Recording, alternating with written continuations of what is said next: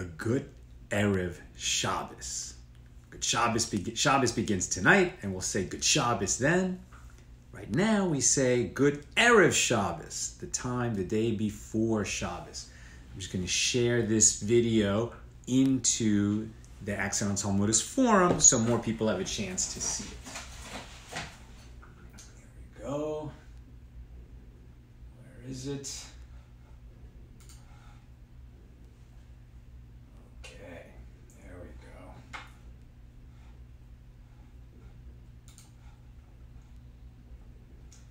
Share in a group. Accidental Talmudist forum. Live. Now. Post. Okay. Who's in the house? Roll call. Who's in class today? Who's helping us bring in the first Friday of our new 7.5-year Talmud cycle? I see John Younger is watching. Who's watching? Where are you watching from? Remember, when you comment and hit those love and like buttons, it alerts Facebook that more people should see our class. More people will have access to it because you comment, share, like, react right now. It's very important. Very important. That's it. That's it. Make some comments, do some reactions. Tell us where you're tuning in from. It's a big help, not just to us, but to the whole world, to the whole community, so that we can spread this light and this joy. Karen Jelaine Seifert in the house. Rivka says, hey, shalom, shalom. Sammy Isaiah Rana is watching. Come on, guys, let's see those comments. Let's see where you're tuning in from. What cities? What cities are in the house? We always want to know that. How far are we spreading far and wide today? How many continents are we on? What states are we in? There we go. Johanna Rivka Hinksman says, Shabbat Shalom from New Jersey. Karen is in from Washburn, Missouri. Who else is in the house? This is such an awesome daf that we're going to be covering today. Such an awesome page from the Talmud. Berachos 7 is the home address in the Talmud for the opening of the discussion of one of the biggest questions that anyone has ever asked and that people ask every day. It's the question everyone wants to know. It's the question that everyone challenges any kind of religious wisdom on. Why do the righteous suffer? Why do the wicked prosper? If God is good, if God is all-powerful, why does God allow the righteous to suffer and the wicked to prosper in this world? We're going to get into that in this page today. Oh, Lubbock, Texas is in the house. I love that. That's Christo. Augusto Martin is in Miramar, Florida. Hunter Orloff in New York City. Vicky Fulner, Newburgh, Indiana. Love it. Carol Parker, 35 miles south of Glasgow, Scotland. I love that. I love the specificity of it. And now we're in Europe as well. I love those love buttons. Thank you, everybody. The more you tell Facebook something is happening here with comments and reactions, the more people will find this video in their news feed. So you really help your brothers and sisters out by commenting, sharing, posting, commenting. All right, beautiful. Sandra Hevziba Van Ziel, Shabbat Shalom from South Africa, North America, Europe, Africa in the house. I'm loving it. I'm loving it. Do we have South America? Is South America in the house? Can we find Asia in the house? Would love to see that. Any Aussies in the house? Can we get on all 7 continents? How cool would that be? You will let me know. All right. I'll try to keep an eye on the comments as we go along. But this is a busy, busy page. We're not only going to encounter the biggest theological question of all, why is the world apparently unfair and good people suffer and wicked people enjoy the benefits of this world? Not only that, but we're going to encounter the very first person in history to say thank you to God. Let's get into it. This is Berachos page 7, Daf 7 in the new cycle. We open with God's prayer. We mentioned that a little bit yesterday, and we're going to continue today. What does God pray for? How is it even possible that God prays? Why would God pray? God is perfect. God doesn't need anything, right? And yet, our sages teach that God prays that his attribute of mercy will overcome his attribute of justice. Now, this is a tremendously kind prayer on God's part. What they're saying is, look, as a species, we don't behave so well. And you need only look out into the world to see how much trouble mankind creates. We're cruel, we're unfair, we're unjust, we overlook the suffering of the poor all the time, the suffering of the sick, the suffering of people we could be helping. We are not, as a people, as a species, as any group you want to define, we could all be doing better. And if God was going to punish every single one of our transgressions, forget about it. No one could live. But God, like a loving parent, wants to be kind and wants that the world should be ruled more with mercy than with justice. And God actually prays that his own sense of mercy will overcome his sense of justice. And not only that, but we also have a tradition that there was a moment in the days of the ancient temple when the high priest, who was in an elevated state, in a state of maximum purity, and on Yom Kippur, and was able to enter the Holy of Holies and survive. That eventually we'll come to that in our 7.5-year cycle. We'll study that very thoroughly, the rights of the high priest, the Kohen Gadol, on Yom Kippur. But one of the times that the high priest was in there, he had a moment of prophecy, was as close as a human could come to the Holy One. And the Holy One asked this particular high priest, his name was Rabbi Yishmael ben Elisha, the son of Elisha. And the Holy One asked that high priest, give me a blessing. Can you imagine this? God asked a human, doesn't matter that, okay, he was a high priest, he was amazingly exalted, he was representing all the Jewish people on that day. Bottom line, God asked a human for a blessing. What blessing did the human give God? And he said that I bless you, God, that your attribute of mercy should overcome your attribute of justice. And God accepted that blessing and was grateful for it. And from that, we learn that anytime we receive a blessing from anybody, no matter how apparently lowly that person might be, we express gratitude for that blessing and we take that blessing seriously. Because the difference between God and the highest, best, most amazing, sweetest, most righteous, most perfectly pure human that ever lived, even if the high priest was such a person, that particular one, Rabbi Yishmael, even if he was the greatest, kindest, most perfect, most good human that ever lived, still the difference between God and that human is infinite. Forget the difference between an elephant and an ant. It's an infinite difference. And still, God was grateful for that blessing. How much more should we be grateful and take seriously whenever someone says to us, God bless you? If a person says, God bless you, to you, thank him. It's a serious moment. It's a beautiful thing that just happened. My friend Mendel Schwartz, who runs the High Center here in LA, he recently had his Hebrew birthday. And, we say that in the Jewish tradition, it's not so much about receiving presents on one's birthday. Actually, when we have a birthday, that's a time to thank others and to give out birthday brachas, birthday blessings. So when somebody has a birthday, they have a little bit of an elevated state and an opportunity to give blessings to other people.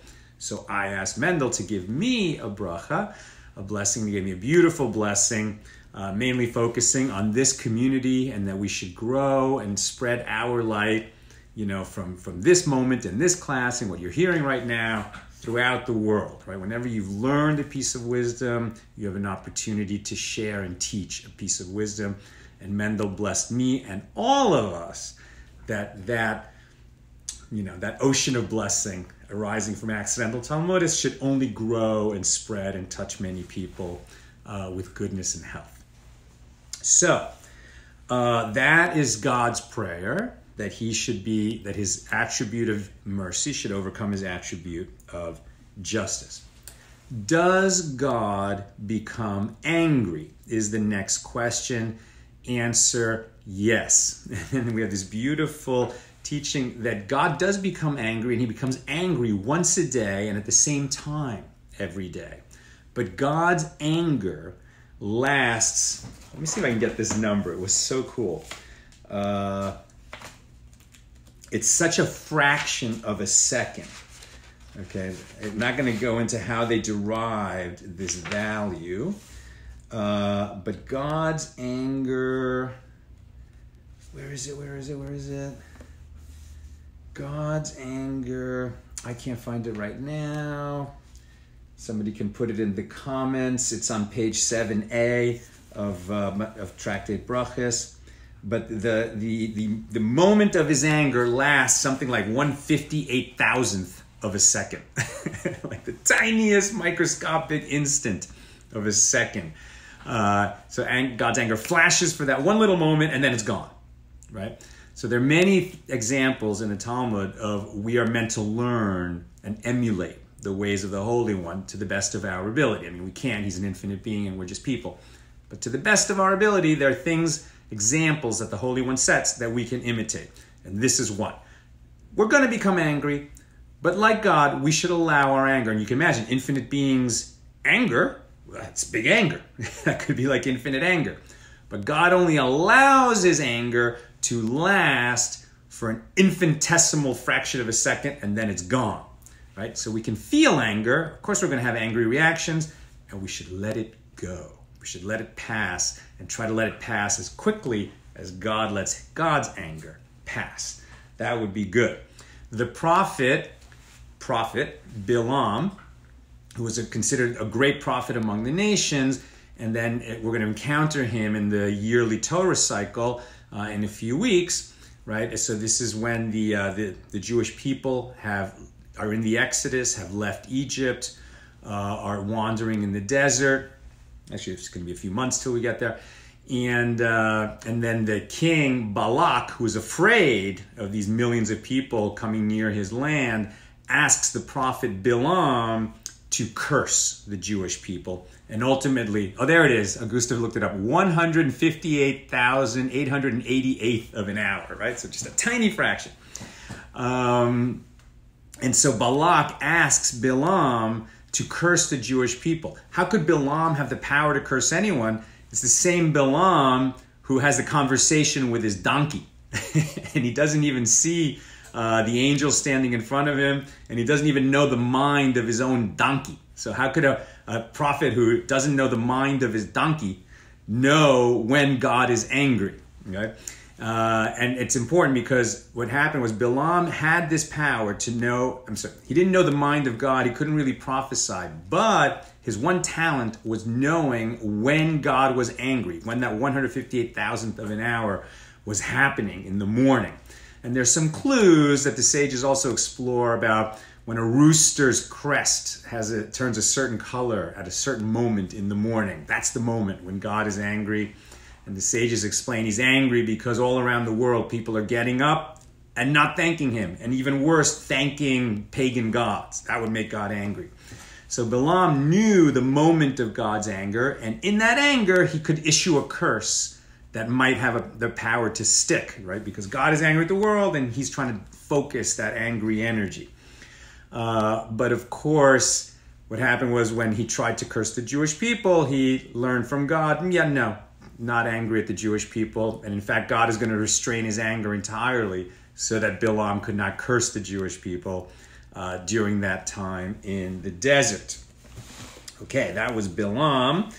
And so we continue with these teachings about gratitude and how important it is to be grateful. Gratitude is the antidote to anger, right? You want to let your anger pass quickly? Focus on what you're grateful for. And so our sage, I think it's Rabbi Yochanan in the name of Rabbi Shimon ben Yochai, brings down that the first person in history to acknowledge God and call God Lord, right, like my Lord, there's only one God, that was Abraham. And the first person to thank God, let me turn this phone off. And the first person to thank God was Leah. Right? Remember Leah. Leah was one of the wives of Jacob. So there was so our matriarchs are Sarah, Rebecca, Rachel, and Leah. Leah was the spurned wife, right? She and her sister Rachel both married Jacob. Jacob was really in love with Rachel and sort of forced to marry Leah by her father Lavan. But over time, Leah really rose in prominence. And she had 6 sons, and she kind of, in the beginning, kept lamenting her fate. That it was very, you can imagine, it's very difficult to be part of a family where you feel like others are favored over you. But she kind of found her own peace, her own equanimity. And when she had her 4th son, Judah, she named him Judah, which is kind of derived from Todah, which means thank you, thanks, right? She was grateful. She was grateful for what she had. And she thanked God, and that gratitude, in the merit of that gratitude, she mothered Judah. And who was Judah? Well, Judah, in many ways, was the greatest of Jacob's sons. It was Joseph who, of course, changed the whole world, went into Egypt, saved Egypt and all the surrounding countries from the famine through his prophecy and his organization, and became second only to Pharaoh. And, we sort of studied Joseph. Joseph is the idea that we're going to change the world and prepare the world to become a godly place, and eventually Mashiach can come. Judah is all about changing ourselves. Judah would eventually have the story with Tamar, story for another time, but Judah learned to change himself. He recognized that he had acted wrongly and changed himself. And ultimately, all Jews are named after Judah. We're called Jews because of Judah. Our kings were the descendants of Judah. And who was that king? King David. King David is a direct descendant of Judah. So Leah is a direct ancestor of King David. And our tradition says that eventually the Messiah, Mashiach, will be a descendant of King David. And so Leah, being the first person in history to publicly thank, and to take action in that gratitude, to name her son after that act of gratitude, merited to become the mother of the one whom all Jews are called after, and eventually the mother of King David, and eventually Mashiach. Beautiful, beautiful story. And we have to learn from Leah how important gratitude is. Gratitude is the antidote to anger. I'm going to say that again. Gratitude is the antidote to anger. When we feel that things are unfair, gratitude is the antidote to anger. Our sages in this page are also exploring this question: why do the righteous suffer? Why do the wicked prosper? Ultimately, 3 answers are given. One reason that sometimes the righteous suffer is because they're the descendants of people who are not righteous. Ultimately, the sages reject that because the Bible also teaches that we only are made responsible and to pay for our own sins and not the sins of our fathers. Second explanation is, well, a righteous person who suffers is not entirely righteous. There's some small unrighteous thing in him, some deeds that are not righteous, and his suffering is on account of those. This was basically the explanation of the friends of Job, when Job, who was a very prosperous, happy guy, had everything taken away from him. His children all died. He was diseased. All his wealth was gone. He just lost everything, kind of on a bet, almost like the movie Trading Places. It was a bet between God, and the adversary, the accuser, the prosecutor, Satan, to see how he would react. Was Job a righteous man just because he had everything? Would he remain righteous if he lost everything? And when he lost everything, Job's friend said to him, well, it must be that you're not really righteous. Something's up with you, and you're being forced to pay for these things now. Ultimately, our sages reject that explanation. And the third explanation given for why the righteous suffer in this world is we don't know, right? The third explanation is we don't know why the righteous suffer in this world. It is not given to us to know. We trust God. We trust that God has a reason why people suffer in this world, but it is not given to us to know. And so when we see people suffering, our job is to be compassionate, to help them if we can, to comfort them, to be with them, and not to be like the friends of Job and say, well, the reason things are going bad for you is you must have done something wrong. Having said that, for ourselves, anytime that we do suffer, we should examine our deeds, not because we're being punished for our past misdeeds, but because this time of suffering is a time and an opportunity for reflection to say, well, am I doing everything I could be doing? Is this calamity giving me a moment where I can pause and maybe change what I'm going to do in the future? We talked about that yesterday, I think, and the day before. Okay. So we talked about Abraham as the first to recognize God, Leah the first to thank God. And then the page ends with a discussion of, well, since we know that the world is a little bit unfair, even though, if you think about it, the world is mostly fair. That's important. It's mostly fair. But for sure it happens that the righteous suffer and the wicked prosper. So when we see really evil people succeeding, right? When we see wicked people succeeding, what are they succeeding in? They're succeeding in their wickedness, right? So, what are we talking about? You might see a terrorist succeeding. You might see a thief succeeding. You might see a defrauder, a liar, an embezzler, a murderer, God forbid.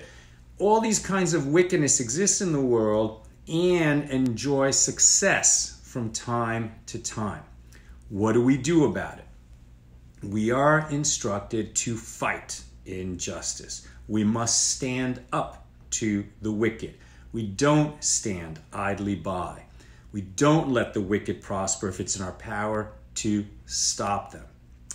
But our sages warn, be careful. When that wicked person is having his hour, right? So there are times when the wicked prosper, and there are just moments when you can see that they're having their success. You've got to be very careful, because no matter how righteous you are, no matter how righteous your cause is, if they're having that moment, right, when the hour is smiling on them and they're being allowed for some reason, God has some reason, we don't know what it is, but for some reason they're having their hour, then we have to be very careful as we fight them. We don't let them succeed. We just be careful, because we understand that just because we're righteous, just because our cause is good, doesn't mean that we're automatically going to succeed. We could be killed. Innocent people could be killed, right? You just have to be careful when you're fighting the wicked. Don't do it lightly, and don't assume that just because your cause is good, that you're going to succeed. And this is where you have to be very careful. If in fighting the wicked, your reason to fight them is entirely, on behalf of other people, on behalf of righteous causes, okay, so you're much more likely to succeed as long as you're careful and you find the moment when that wicked person has their weakness and they can be clobbered and we can get them out. Right? But if, when we fight the wicked, we also stand to personally gain, right? If there is personal gain involved in fighting the wicked, then you must be extremely cautious. Why? And it makes sense, because if we also have that secondary reason of we're going to fight the wicked because they're wicked, but we're going to personally gain from fighting the wicked, then our own judgment is clouded. And they may not be so wicked. And it may not be such a wicked thing. And it may not be appropriate to fight them in whatever means we're going to use to fight them. We may be lying to ourselves in order to get that personal gain. This is general principles of wisdom. that require care and analysis when you're going to go out and endanger yourself or others in order to fight the good fight. All right, let me just look at some questions. Sal, do you think someday you could do a video about cancel culture? I think when people engage in cancel culture, cancel culture, and maybe not everyone's familiar with this idea. Eventually, we are going to talk about that because, cancel culture is the opposite of civil discourse. Cancel culture is the idea that if we disagree with somebody's ideas and we think that their ideas are, just so off the pale, we're not going to let them speak. We're going to shut them down and not have any kind of a debate. Cancel culture is actually the opposite of being confident in your position. Right? If your position is righteous, if your position is just, then why wouldn't you let the other side be heard? Then you can speak your piece. You can even show that you've heard what they've said. We're going to talk a lot about how debate should be run. It's not for today, but I thank you for that question. Nick says, I never seek gain when fighting the wicked. Good. Then you are a very pure person. But these days we can look out into the world and see it's not that hard to find, right? When people set themselves up as, I'm a virtuous person because I want to defeat such and such group or such and such idea or such and such movement, etc. So then the person who's fighting the good fight gets more prominence, right? And sometimes we just call that virtue signaling. Sometimes we call it politics, right? But so there is definitely personal gain to be had sometimes, not for you, I'm saying, but in that situation. So you just have to be really careful in evaluating, should I barge into that fight? Is it the right moment? Is it the right cause? Being prudent is never a bad idea. Unless, thinking about it too much means that the moment when the wicked could be defeated will pass before we jump in. These are all things to be weighed. And that's why maybe the last thing to mention about this page, it's actually right at the end of the page, is the idea that it is not enough to study the conclusions and the words of the righteous. Right now we're talking about of Torah scholars, right? So we're talking about our wisdom teachers, our masters of wisdom. It's not enough just to study their words and conclusions. It's not enough just to read some quotes. It's not even enough to read some books. We have to observe the deeds of such righteous people. We're looking for people who model the behavior that we aspire to, and we actually try to be around them as much as possible. Not just hear what they did, but see it, right? And that's why the page ends by saying that one of the the helpers of Eliyahu the prophet. Is that where we were? I was actually going to go into tomorrow. Where was it?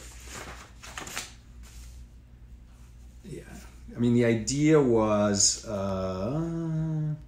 that Elisha poured water over Elijah's hands, right? So Elisha became a prophet himself, but he started as a personal assistant to Elijah, right? And he wasn't just listening to the teachings of Elijah. He put himself in a position to serve Elijah, to wash his hands, to do whatever he could to do for Elijah. Not so much because that menial work was needed and was, a good form of service. It was, and it's a reason enough to do it. But also because that meant that he was in the company of Elijah and could learn firsthand not just what Elijah was saying, but seeing and observing closely what Elijah was doing. And obviously that's a great lesson for all of us as employers, as parents, as friends, right? Not just talk about good behavior, but model it, right? We always want to model that behavior, and we want to be around people who model good behavior. Habiba Baku says, why do you have a white candle lit? It's just a little symbolic. This is, accidental Talmudist has always intended to be a light in the darkness, a light among the nations. In Isaiah we learn that the Jewish people are meant to be a light to the nations in Or HaGoyim. But we've been persecuted so much in so many places that we've largely kept that wisdom to ourselves. And the concept of accidental Talmudist is sharing Jewish wisdom with everybody because it benefits everybody. And so a candle in the darkness is meant to do that. Also a little bit suggesting that tonight when Shabbat begins, my wife Nina, she's actually inside in the kitchen getting Shabbat dinner ready now, but she'll light the Shabbat candles and bring in Shabbos. And so since it's Erev Shabbos, now Friday morning, getting ready for Shabbat tonight, I lit a candle, so why not? Kate O'Neill says, in the light of truth and the warmth of love, we gather to seek, to sustain, and to share. Beautiful, beautifully put. I love it. Okay, my dear friends, thank you so much for joining us. This is AT Daily. We are... it's a new show. I just jumped in it. The 7.5-year cycle of Talmud study known as Daf Yomi began last Sunday. And I've been sharing some highlights from the day's Talmud page every day. With God's help, I'll continue to do that. Tomorrow's Shabbat, so obviously I won't be doing it tomorrow morning, but I'll try to read my page during Shabbat and talk about it when Shabbat ends tomorrow night. If you're in Europe or Africa, it's going to be the middle of the night for you, and I apologize. But hey, you could tune in a little later. The live shows will always remain available on our Facebook page, Accidental Talmudist. Horatio Kemeny in the house! My holy brother, great to see Vancouver represented. Love to see Canada represented. And Horatio Kemeny, so much of what we do at Accidental Talmudist is made possible by you, and we are very, very grateful. Jeffrey Hill says, thank you for sharing. Rivka says, Shabbat Shalom and Todah Rabbah. Karen loves the learning, and we love learning with you. All right, I got to cut it off so that when people see the show in their news feeds later, they're not thinking, oh man, this is too long to watch. Take care, my holy brothers and sisters.